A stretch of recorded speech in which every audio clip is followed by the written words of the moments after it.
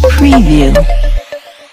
G20 के लिए औरंगाबाद को चुना जाना ये हमारे लिए एक ऑनर की बात है, काबिल एजाज़ बात है पूरे औरंगाबाद वालों के लिए। लेकिन जिस तरीके से एडमिनिस्ट्रेशन जागा G20 की मेज़बानी औरंगाबाद को मिलने के बाद, तो इससे साफ जाहिर होता है कि इससे पहले एडमिनिस्ट्रेशन बिल्कुल सो रहा था। इसलिए कि G20 का जिस दिन डिक्लेरेशन हुआ उसके बाद आपने शहर को खूबसूरत बनाने की सोचे। क्या उससे पहले शहर को खूबसूरत बनाना आपने ज़रूरी नहीं समझा? क्या उससे पहले आपने डिवाइडर को कलर मारना ज़रूरी नहीं समझा? क्या G20 की मीटिंग से पहले आपने शहर से ट्रैफिक के नाम पर जो है तो आज जो गाड़ियाँ उठा रहे हैं, क्या इससे पहले नहीं उठा सकते थे आप? क्या शहर को अगर डेवलप करना है तो क्या ये ज़रूरी है कि यहाँ पर इंटरनेशनल मीटिंग्स होंगे तभी आप शहर को डेवलप करेंगे? यहाँ जो शहर के लोग रह रहे हैं, क्या इनको इस बात की ज़रूरत नहीं है कि आप शहर को साफ़ सुथरा रखें, खूबसूरत रखें, पार्किंग का अच्छा इंतज़ाम करें? इसका मतलब यह है कि एडमिनिस्ट्रेशन एक इंटरनेशनल लेवल पर अपनी छवि को बेहतर बनाने के लिए ये टेम्पररी एक इनिशिएटिव ले रहा है, जिसकी हम मुखालिफत करते हैं। अगर वाकई एडमिनिस्ट्रेशन इतना सिंसियर है तो उसे इस तरीके के एफर्ट्स हमेशा लेते रहना चाहिए। सिर्फ कोई बाहर के डेलीगेट्स आ रहे हैं, उनकी नज़रों को, उनकी आंखों को अच्छा लगे, इसके लिए आप शहर को ब्यूटीफुल बना रहे हैं, खूबसूरत बना रहे हैं, तो हम नहीं समझते कि ये सही कदम है। अब आज बना रहे हैं आप, ठीक है, लेकिन आपके ये एफर्ट्स, आपके इंक्रोचमेंट के खिलाफ कार्रवाई, आपकी शहर में पार्किंग के खिलाफ कार्रवाई, आपके शहर को खूबसूरत बनाने की कार्रवाई, इस सिलसिले में आपको हमेशा एफर्ट्स लेते रहना चाहिए, पहली बात। नंबर 2, आप शहर को तो खूबसूरत बना रहे हैं, लेकिन इस वक्त शहर में एक जो सबसे बड़ा मसला वो है आवारा कुत्तों का मसला है। आवारा कुत्तों की वजह से आए दिन मासूम बच्चों के ऊपर कुत्ते अटैक कर रहे हैं। सुबह सवेरे बच्चे जब स्कूल जाते हैं तो कई सारे बच्चों को कुत्तों ने काटा है। तो आप खूबसूरत बनाने के नाम पर शहर के ऊपर 50 करोड़ रुपए खर्च कर रहे हैं।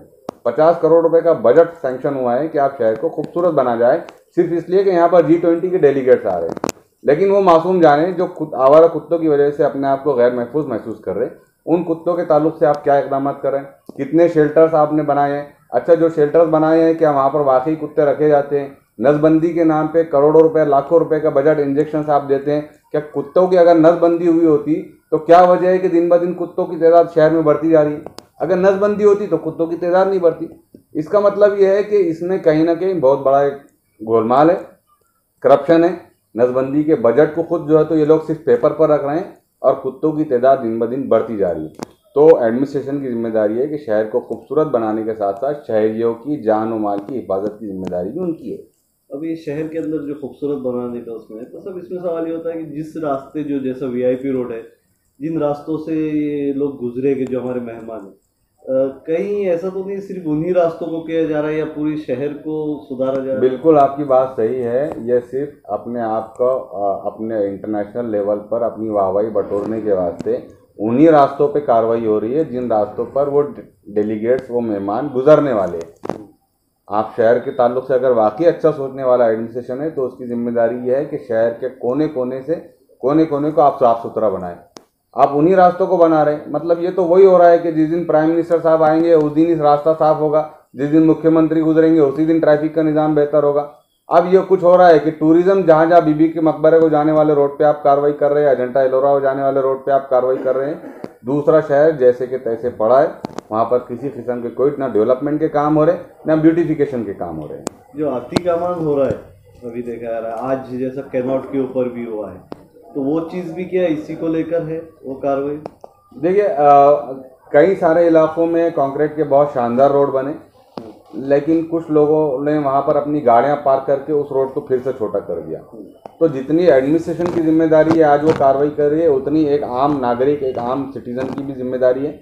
हम भी अपनी गाड़ियाँ गैर ज़रूरी सड़क के बीचों बीच ना खड़े करें जिससे ट्रैफिक में खलल पैदा हो। तो इस किस्म की कार्रवाई अगर एडमिनिस्ट्रेशन पहले से करता आता तो हम उसको सैल्यूट करेंगे, लेकिन एंड G20 के मौके पर करके ये सिर्फ G20 के मेहमानों की आंखों के लिए एक अच्छा मंजर पेश करने की कोशिश कर रहे हैं। इसके अलावा इनका कोई इंटेंशन नहीं है।